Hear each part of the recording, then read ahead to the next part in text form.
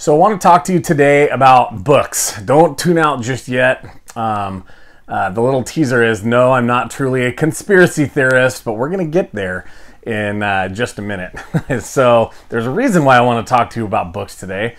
And I want to try to make a case to build your library of real life, solid books with paper in it. And there's a reason why. And so let's talk about that a little. I did not grow up a reader. I really didn't. For whatever reason, it doesn't matter. But it took me until I was about 30. When I was about 30, I really fell in love with reading and found out, ironically, that there's a whole lot of information in these pages, good, solid information that I wanted to know, and all I had to do was get the book and read it. And now this information is mine. And so I fell in love and I started building my library. Yes, I go back and forth with reading books on Kindle, especially if I can get them for 99 cents oftentimes. They go on sale or whatever. But I want to try to persuade you today to build a library full of real life books. And there's a reason. Here's the reason, and we're going to flesh this out a little bit. These books might not always be available to you. This is, again, I want to repeat to you that I'm not a conspiracy theorist, but we're living right now is a very good example of a very interesting time, not only in the history of the United States of America, but in human history, where we live in this thing called cancel culture. And if we don't like it, we erase it. And that is kind of scary. I have some young kids that are school-age kids, and some of the curriculum that's being brought forth and put into place is eye-opening. I'm going to leave it at eye-opening because some of the history that is out there and that's being put forward is just not true. Or we're just leaving things out. And, you know, one of the places, which this is unfortunate, but one of the places that our youth gets most of their information, again, this is sad for me to have to say, is the internet and social media. And we all know, at least all the adults in the room should know, that anybody can post anything on the internet at any time they want to.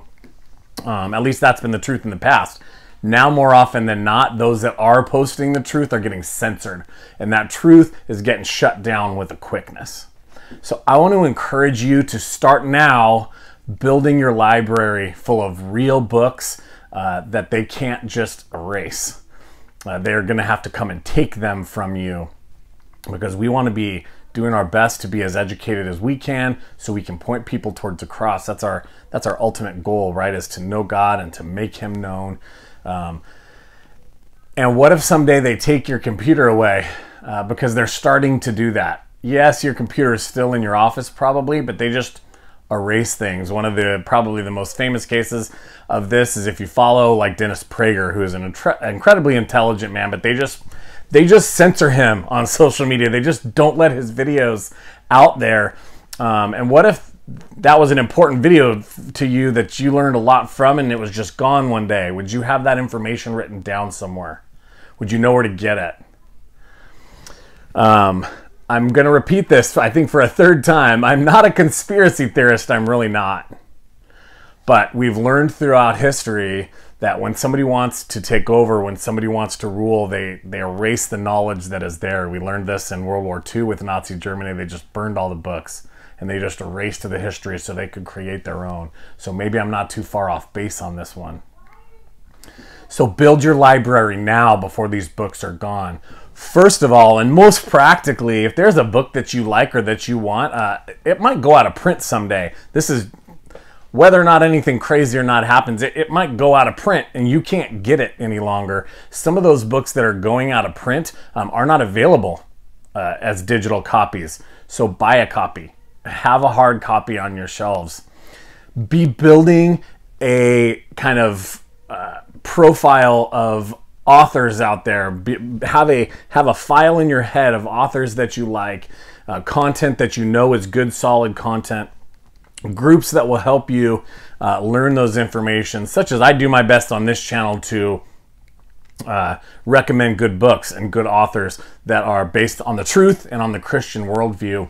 Or even, I have a whole shelf, which you can't see, but it's right down here, of heretical books, of books that I have that are completely untrue, but that I need to learn from, solely for the fact that I need to, like this one, Christopher Hitchens, that I need to learn from, because I need to know all sides of an argument so I can learn the truth better, and so I can hopefully teach it to somebody else someday.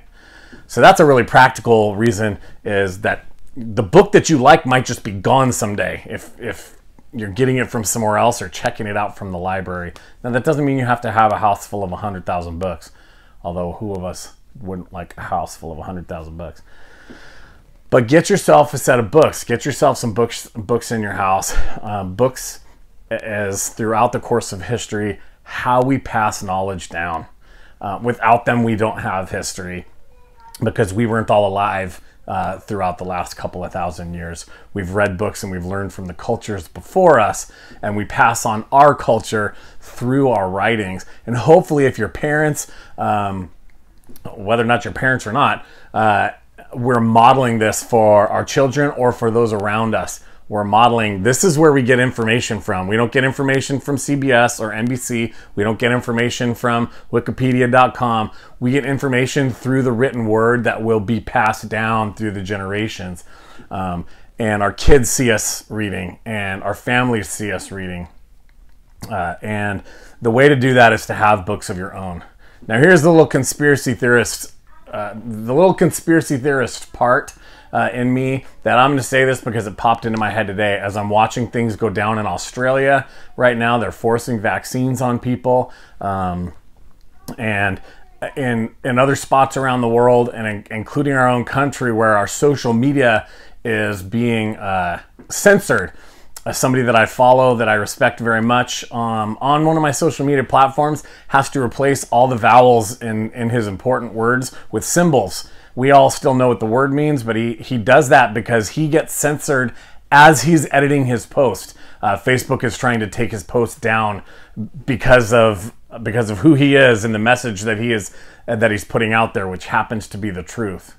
Okay, so those things are happening in real life. You don't see those posts because they've been edited and they're gone already. So have books, because it might not be too long before you can't just click on Amazon and get a book delivered to your door. It might not be too long. I don't know how many real live bookstores are out there, but Barnes & Noble is still available. You can even still go into Target, I suppose, but most of us get our books digitally. But what would happen if you wanted a book and you clicked on the book and you weren't able to get it anymore because it's a Christian-based book or it's a religion and ethics-based book, and the government no longer wants you to have that, and now you can't? Now they're taking them away and they're censoring all those things from you. Do you have that information to pass down to your children?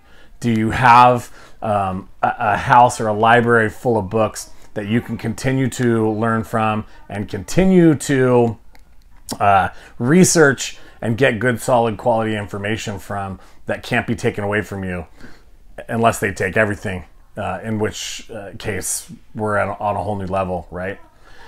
So there's the meat and potatoes of my argument today. Start building your library now before it's too late. Before one day you go to the internet to buy a book, or you go to Amazon to click, and it's not there anymore. And they won't deliver it because it's not the message that they want to put across. I have a couple of very practical ideas for you in how to do that. I have a whole lot of books sitting behind me. Most of them I paid probably $1 or $2 for in reality, except for these ones, which I paid a little bit more for because those are biblical commentaries. Okay, so there's a program out there that I don't have. I would love to have it. If you're a Christian and can afford it, fantastic. It's called Logos or Logos. Logos, the word, right? It's a fantastic program that gives you all sorts of resources all in this one place. A lot of pastors have it, and they have access to all these commentaries on their computer. But what happens if someday they remove that program? What happens if someday they remove the internet database, which is where all these books are coming from, and it's just gone? Will you still have study material available to you in the form of commentaries to help you understand the Bible? So most importantly, have a couple of Bibles. Have a couple of different translations, NASB, ESV, New King James Version, okay, stuff like that. You can, you know, if you're an NIV person, great. I suggest some of the ones that I mentioned before. If you're going to study, start putting together a good set of commentaries for your research and for your study.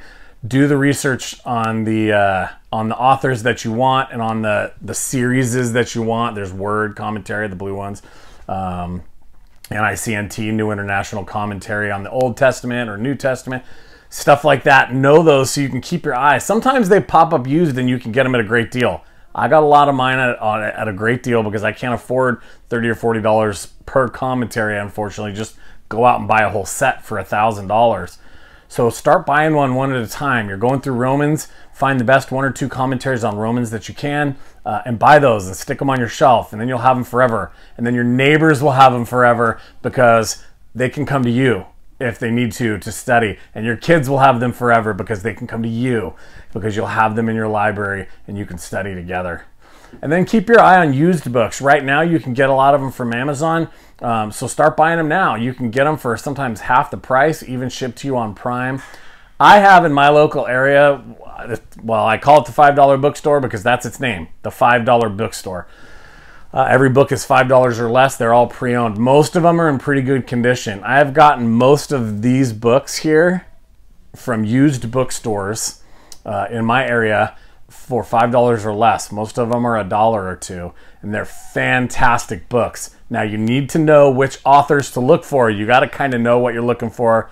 Don't just go to the Christian section and start buying books that are in the religious section because they put all religions in there and they put all kinds of stuff. Actually, this heretical shelf that I put together down there that you can't see, that it was put together because I won't buy those type of books brand new. I don't want that money going back to the author. I buy them used. I find them at used bookstores and places like that when I buy them for 50 cents.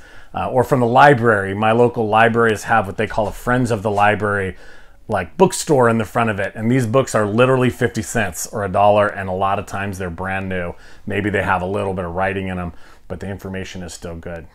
So those are a couple tips and tricks on where to find good used books. I have graduated, so to speak, where I think I've put together a library full of used books so much that I don't find the good used ones anymore because I have them all. I have all the ones that I want and used for them.